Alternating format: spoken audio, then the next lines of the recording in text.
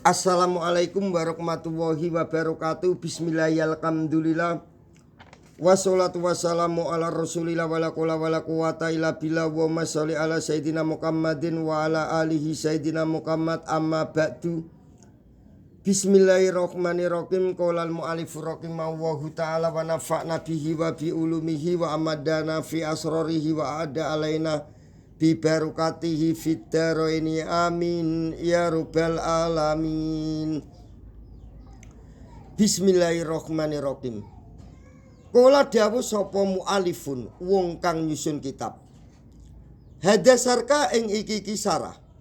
Rokima mugi-mugi paring welas hu ing mu'alif. Sapa Allah Ta'ala sapa Gusti Allah Ta'ala. Hada utawi iki kisarah. Iku akhiruma akhire perkara yasaro kang gampangake hu ing emas sapa Allah Ta'ala sapa Gusti Allah Ta'ala. Alamatanil ajurumiyati ing atase isi kitab ajurumiyah lil imami Sunhaji maring Imam Sunhaji. Rokima mugi-mugi melasi hu ing Imam Sunhaji sapa Allah Ta'ala sapa Gusti Allah Ta'ala. Biko lamil fakiri kelawan tulisane wong kang butuh kasirit dunubi wong kang akeh pira-pira dosane wal asami lan pira-pira dosa. Qadimi tolabatil ilmi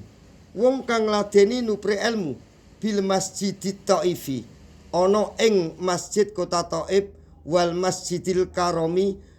lan ana ing masjidil karom al murtaji wong kang arep-arep mirrobihi sangking pangerane Imam Sunhaji apa al-Ghufranu pengafura rupane Ahmad bin Zaini Dahlan Ghufara mugi-mugi paring ngapura sapa Allah sapa Gusti Allah lahu maring Ahmad bin Zaini Dahlan wali walidayhi lan ing wong tuwa lorone Ahmad Ibnu Zaini Dahlan wa masayikihi lan ing pira-pira gurune Ahmad Ibnu Zaini Dahlan wali sairil muslimina lan maring sekabehane pira-pira wong muslim kabeh amin kabulkanlah. Katabtu nulis sapa ingsun dalika ing mengkono-mengkono hadasarka ma'azamanin ing dalem sertane zaman yasirin kang sedhela apa zaman fi Thaifi ing dalem kota Thaif ing da masjidi Saidina ana ing dalem sandinge masjid Gusti pimpinan kita rupane Abdillahi ibni Abbas Abdullah bin Abbas radhiya mugi-mugi paring ridho sapa Gusti Allahu radhiya mugi-mugi paring ridho sapa Allahu sapa Gusti Allah anhuma saking Abdullah lan Ibnu Abbas wa kana lan ana apa waktu farogihi waktune ngrampungake katabtu dalika ma'azamanin yasirin fi Thaifi fi Rabiul Awali ing dalem bulan Rabiul Awal iku sanatan setahun ikda siji watis ina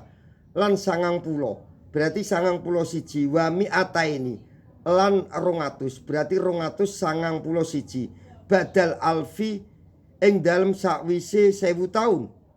minal hijrati saking hijrah an-nubuwiyati kang bangsa pira-pira kenabian ala soki biha iku tetep ing atase sokabate al-hijratun an-nubuwiyatu abdolu utawi luwe abdolu sholati ngono ayo tak baleni ala soki biha iku tetep ing atase sokabate al-hijratin nubuwiyati abdolu sholati utawi luwe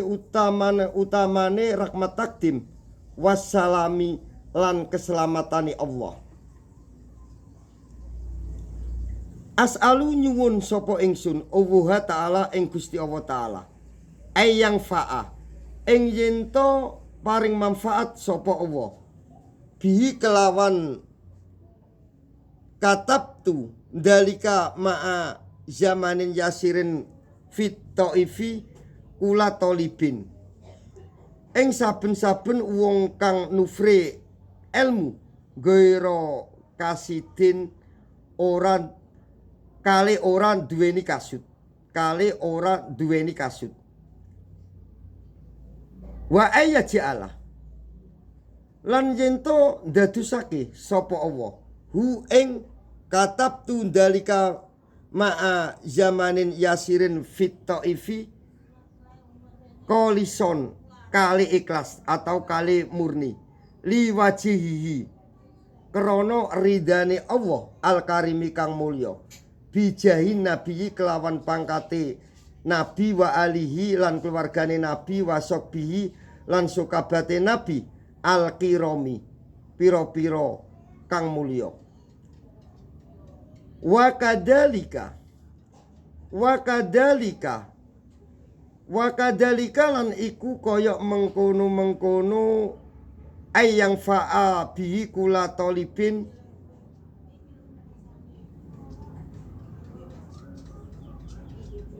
gairo kasidin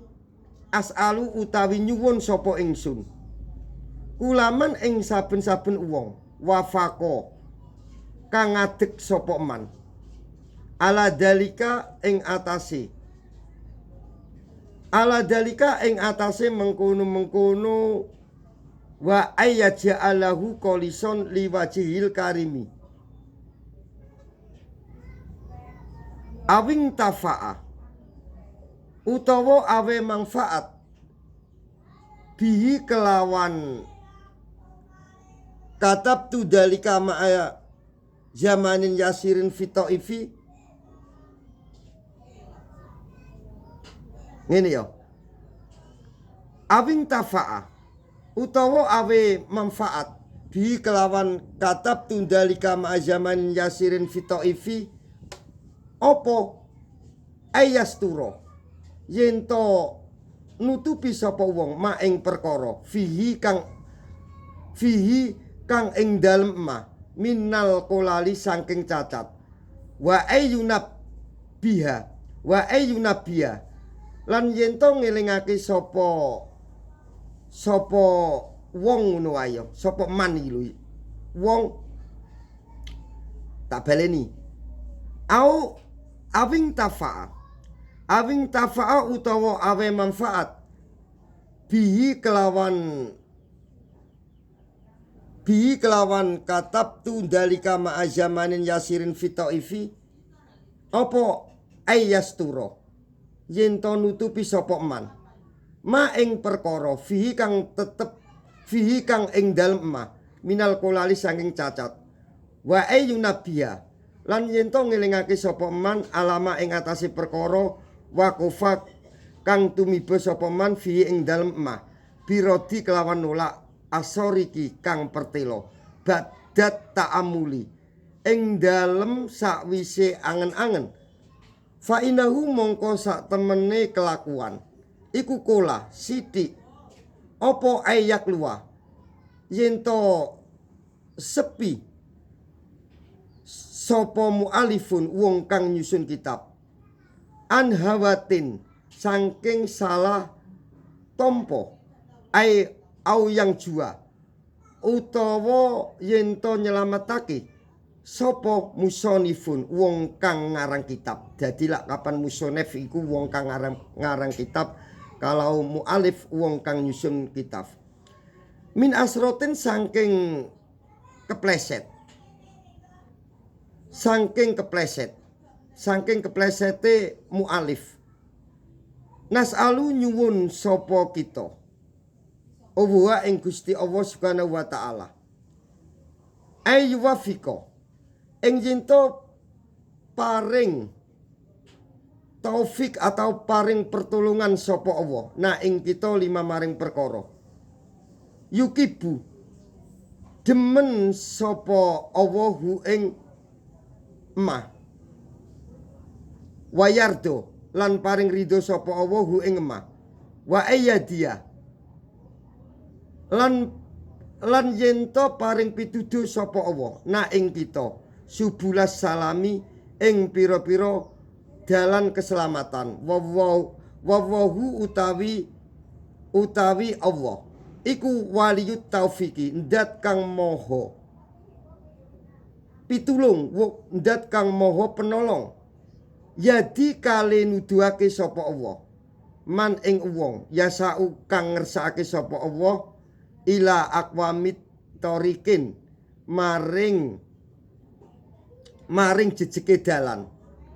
wal kamdu utawi sekabehane puji iku lillahi tetep keduwene Allah Rabbil alamin kang mengerani wong alam kabeh wasola lan mugi-mugi paring rahmat takdim sapa Allah sapa Gusti Allah taala ala sayidina ing atase Gusti kita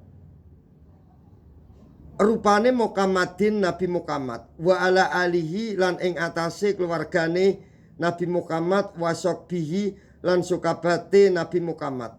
wassalama lan mugi-mugi paring keselamatan sapa Allah tasliman kelawan selamat temenan kelawan keselamatan temenan kasiron kali akeh amin kabulkanlah wabillahi taufiq wal hidayah wa ridha wa inayah assalamualaikum warahmatullahi wabarakatuh.